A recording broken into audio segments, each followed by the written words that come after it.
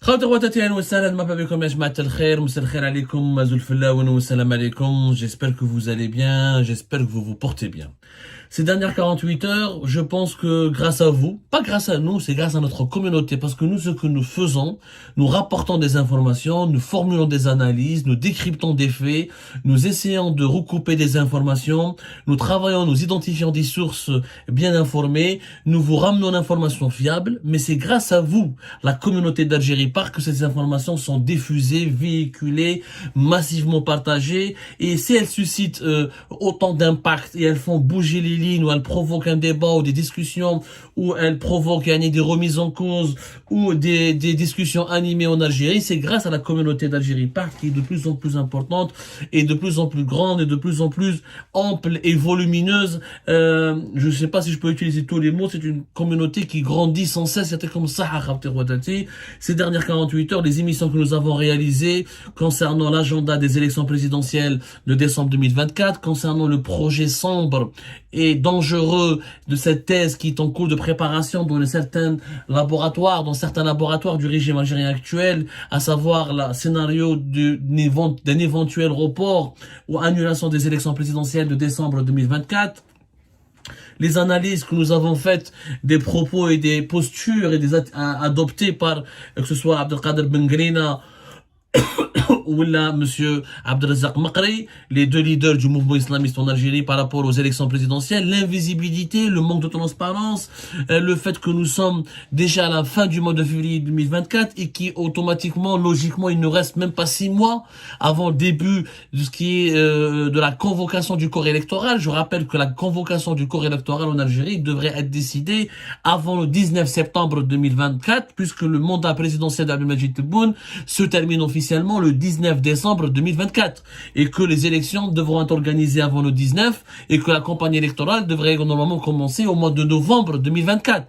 Or nous sommes au mois de février, il reste à la fin du mois de février, il nous reste une semaine, même pas. Il y aura le mois de mars, avril, mai, juin, juillet, août. Voilà, et après nous rentrons au mois de septembre. On est à 6 mois normalement d'une période sensible, fatidique, qui concerne l'organisation d'une élection présidentielle inédite dans des conditions exceptionnelles en Algérie, exceptionnelles parce que le pays traverse des crises économiques, il est exposé à des menaces géopolitiques et politiques, il est entouré de conflits régionaux. Nous avons un président de la République, on va en parler aujourd'hui, je vais vous expliquer pourquoi il n'y a pas de débat en ce moment. Le pays est figé. Ce n'est pas normal qu'en Algérie, nous avons un président sortant à 78 ans. Il n'a encore fait aucune déclaration, il ne parle pas de son avenir, mais à 6 mois de la convocation du corps électoral, il n'y a pas de débat, il n'y a pas de polémique, il n'y a pas de discussion, il n'y a pas de proposition, il n'y a même pas de candidat déclaré, il n'y a pas de candidat déclaré sur le territoire national, aucune personnalité politique n'a envie d'y aller, n'a envie de parler, n'a envie d'aborder les élections, tout le monde a peur, certains évoquent même l'hypothèse du report ou de l'annulation des élections. À 6 mois de la convocation du corps électoral, l'Algérie est un pays qui, on dirait, un aquarium. Tout est figé, tout est immobile, tout est arrêté. C'est anormal pour un pays de 47 millions d'habitants. C'est anormal pour un pays qui a autant de problèmes et de solutions à trouver, de problèmes à gérer, de défis à relever. C'est anormal pour un pays qui est exposé à de nombreux risques économiques, géopolitiques, géostratégiques. L'élection présidentielle de 2024, de décembre 2024, devrait, si l'Algérie était un pays normal, à hanter tous les esprits. Les médias devraient se déchaîner. Les débats, les meetings, les propositions, les dossiers de candidature devraient se préparer dès maintenant, chercher les parrainages. On est à la fin du mois de février, on est encore une fois à 6 mois de la convocation du corps électoral. Donc, on s'intéresse à ce sujet parce qu'il y va de l'avenir de nos enfants, de notre pays, du nôtre. L'Algérie, je le dis, je le redis. Et plusieurs personnes au sein même du système sont d'accord avec moi là-dessus. L'Algérie ne peut pas ne tolérer ou la subir le prix d'une deuxième crise politique similaire à celle de 2019, à savoir un report des élections présidentielles avec une crise de succession autour du président sortant, des manifestations populaires qui éclatent, un pays paralysé encore une fois. Sur le plan économique, diplomatique et géopolitique, Nous payerons une addition très salée. On est 47 millions d'habitants maintenant d'ici la fin de l'année 2024. Le monde 2024, c'est la guerre en Ukraine, c'est le danger d'une guerre à Taïwan, c'est le monde de l'inflation à 2 chiffres, le monde des pénuries, le monde des cyberattaques, des cyberguerres. Et ce sujet tellement m'inquiète et me préoccupe que ma santé commence à ressentir les contre-coups. Franchement, ma santé commence à être ébranlée par ce sujet parce que notre pays est en grand danger. Il n'est pas normal que nous sommes figés. Même pas un débat sur l'avenir du pays. Alors que l'avenir du pays devrait nous préoccuper tous parce qu'il y va de notre personne et de nos enfants et de nos petits-enfants. Quelle Algérie on va leur léguer? Quelle Algérie, dans quel état l'Algérie va se retrouver dans 3-4 ans avec une population qui va avoisiner, voire dépasser bientôt les 50 millions d'habitants. Moins de pétrole à exporter et à produire, moins de gaz à exporter et à produire, des réchauffements climatiques encore plus terribles durant les 3-4 prochaines années, des sécheresses, des feux de forêt, des pénuries d'eau potable et une crise agricole qui se profile à l'horizon. L'avenir de l'Algérie a besoin plus que jamais de faire l'objet d'un débat. Pourquoi le débat ne se pose pas à Lyon? Parce qu'Abdelmajid Tebboune ne s'est pas encore prononcé sur son avenir.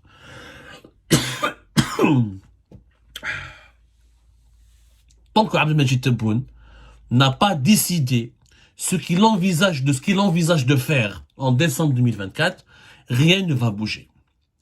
Aujourd'hui, je vous donne l'information. Abdelmajid Tebboune est encore indécis. Abdelmajid Tebboune, l'actuel président de la République en Algérie, n'a pas pris ni la décision de ne pas se représenter et de quitter le pouvoir à la fin de son premier mandat, ni de rester et de briguer un deuxième mandat. Il est indécis. Il n'a pas pris de décision définitive. Son entourage, il est divisé en deux. Une partie qui lui dit « Ta santé ne te permet pas de continuer 5 ans. Trop de pression sur ta personne, sur ton être. Ta santé va te fragiliser et tu pourras pas gérer et tu risques de laisser ta vie. » Une deuxième partie de son entourage, il lui dit « Non, tu dois continuer. Même si tu n'as pas un bon bilan. Avec des circonstances atténuantes. Covid-19 en 2020. Hirak, crise politique 2021. Guerre en Ukraine en 2022. Et conjoncture mondiale totalement bouleversée. Tu as le droit à une deuxième chance pour améliorer la situation du pays et le redresser. » C'est les deux thèses véhiculées par deux camps du régime qui s'affrontent et Abdelmajid Tebboune n'a donné aucune réponse. Le silence de Abdelmajid Tebboune, c'est ce qui aggrave la situation de l'immobilisme du pays. Pourquoi? Parce que toutes les autres personnalités politiques ont pris une décision qui est simple et qui est compréhensible. Personne ne veut manifester son intérêt pour la présidentielle, ni se positionner, ni donner son avis, ni afficher ses ambitions.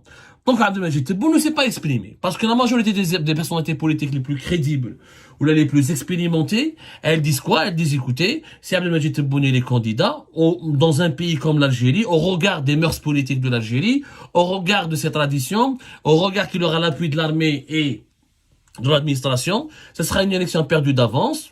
On va pas se représenter. On attendra la prochaine élection quand il voudra partir, parce qu'il pourra pas faire un troisième mandat. L'actuelle constitution l'en empêche. Voilà. Donc tout le monde attend la décision de Tebboune. Personne n'ose dire cette vérité parce qu'il n'y a plus de liberté d'expression. Il n'y a plus de liberté de débat. Tout le monde, la moindre parole, la moindre prise de parole, les gens, les politiques ont peur qu'elles soient mal interprétées ou elles risquent de leur valoir des poursuites judiciaires, des arrestations, de finir en prison. Les prisons sont remplies de détenus politiques et de détenus d'opinion qui ont été emprisonnés arbitrairement ou là, injustement à cause d'une opinion politique, à cause d'une expression, à cause d'une déclaration, d'un article, d'une vidéo, de propos. Donc les gens sont terrorisés. les politiques sont terrorisés, qu'ils soient opposants aux mêmes partisans du pouvoir, même des hauts responsables de l'actuel régime qui occupent des fonctions, ou qui ont occupé des fonctions, ou qui ont servi de régime durant ces 3 dernières années, et qui ont des ambitions politiques personnelles, ils ont peur de s'exprimer, ils ont peur de se positionner, parce qu'on risque de faire l'objet d'une cabale judiciaire, d'une cabale médiatique, et d'être brisé, de finir en prison. Personne ne veut s'exprimer parce que tout le monde a peur de la brutalité et de l'agressivité du régime. La seule solution pour débloquer le suspense et pour lancer le débat et pour enfin poser la question des élections sur la table et de mettre le dossier sur la table et continuer et libérer la parole, libérer les initiatives et permettre à l'Algérie enfin de se remettre en cause et de chercher des solutions pour préparer la construction de son avenir, c'est une prise de décision de la part d'Abdelmajid Tebboune. Monsieur Tebboune, nous vous demandons de prendre votre décision et de la rendre publique et de dire au peuple ce que vous envisagez de faire. Moi, je suis pas un radical. Moi, je suis pas un opposant. Moi, je suis un journaliste qui informe et qui travaille sur des faits, qui se base sur des faits pour faire des décryptages et des analyses et qui enquête et qui fait de l'investigation. Je ne suis pas là pour militer. Je ne suis pas un militant. Je suis un journaliste. Les faits, la logique, la rationalité m'obligent à reconnaître qu'Abdelmajid Tebboune a le droit, constitutionnellement parlant, politiquement parlant, de briguer un deuxième mandat. Il a le droit, mais il a le devoir, je l'ai dit et je l'ai redit, il a le devoir de garantir une compétition électorale transparente et rigoureuse et d'accepter la concurrence et d'accepter le vote du peuple et d'accepter de perdre si le peuple décide de choisir une autre personne à sa place pour être le président en 2020, le 19 décembre 2024. En fait, c'est très simple. Abdelmajid Tebboune, il peut être candidat. Il a le droit le plus absolu de l'être. Mais il a le devoir le plus absolu de ne pas truquer les élections, de d'empêcher ses adversaires de s'exprimer, de parler, de verrouiller les médias, de violer la neutralité de l'administration, d'instrumentaliser la justice ou les institutions de l'État pour obtenir sa victoire lors des prochaines élections présidentielles. Si Abdelmajid Tebboune dit non, je ne peux pas y aller, je suis malade, et comme ça. Là, ça va libérer les initiatives. Oui, ben non. Plusieurs personnalités vont sortir de leur silence et vont dire, ok, puisque Tebboune ne va pas y aller, nous on a des ambitions, on a un projet, ils vont discuter avec le système, ils vont parler avec le peuple, ils vont parler avec les médias, et là on aura une belle compétition électorale. Le risque, c'est que si Tebboune veut y aller, il veut s'imposer, ou là veut briguer son deuxième mandat, on aura une élection. Le risque, c'est d'avoir une élection terne, sans débat, sans beaucoup de compétition, sans beaucoup de concurrence, sans compétitivité plutôt, sans de véritables confrontations d'idées et de projets, et beaucoup de boycott, beaucoup d'abstention. Et s'il n'y a pas de manifestation populaire ou de crise politique ouverte, ça risque d'être une élection insipide, donc totalement insipide, inintéressante, où elle va prolonger le statu quo du pays et elle empêchera l'Algérie de trouver des projets ou des solutions à ces véritables problèmes. Parce qu'une élection, c'est quoi? Il s'agit pas de désigner des personnes. Il s'agit de trouver des solutions et des pistes et des projets pour améliorer la situation du pays. C'est ça, c'est pour ça qu'on fait des élections. On fait pas des élections pour, on n'est pas en train de choisir l'homme le plus beau, l'homme le plus sexy. Il s'agit pas de choisir Mister Algérie ou la Miss Algérie.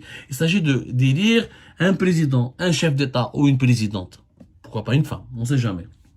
C'est-à-dire une personne qui a les outils intellectuels, qui a les connaissances nécessaires, qui a le courage, qui est prête à donner de sa vie et pour la reconstruction d'une Algérie qui est aujourd'hui menacée partout.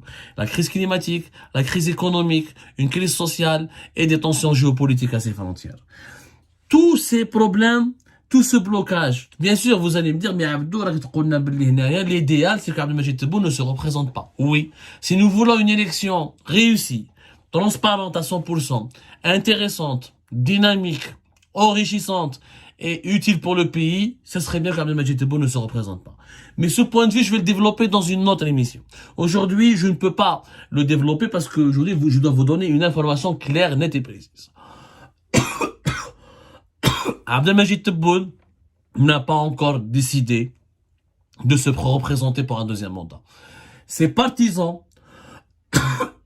une partie de ses partisans veut le mener vers un deuxième mandat. Mais lui, sa décision personnelle n'a pas été encore prise à 100%.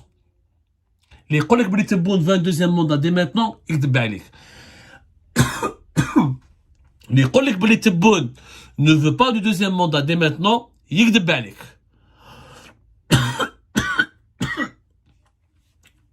La seule vérité, c'est que c'est un président qui est indécis, et son indécision a provoqué une paralysie totale de la vie politique du pays, un immobilisme national généralisé, un état d'hibernation, une anesthésie nationale. Et cette anesthésie nationale nous retarde, malheureusement, aggrave le sous-développement de notre pays et nous empêche de trouver les solutions aux problèmes très dangereux d'un avenir proche qui guette les générations futures de nos enfants et petits-enfants.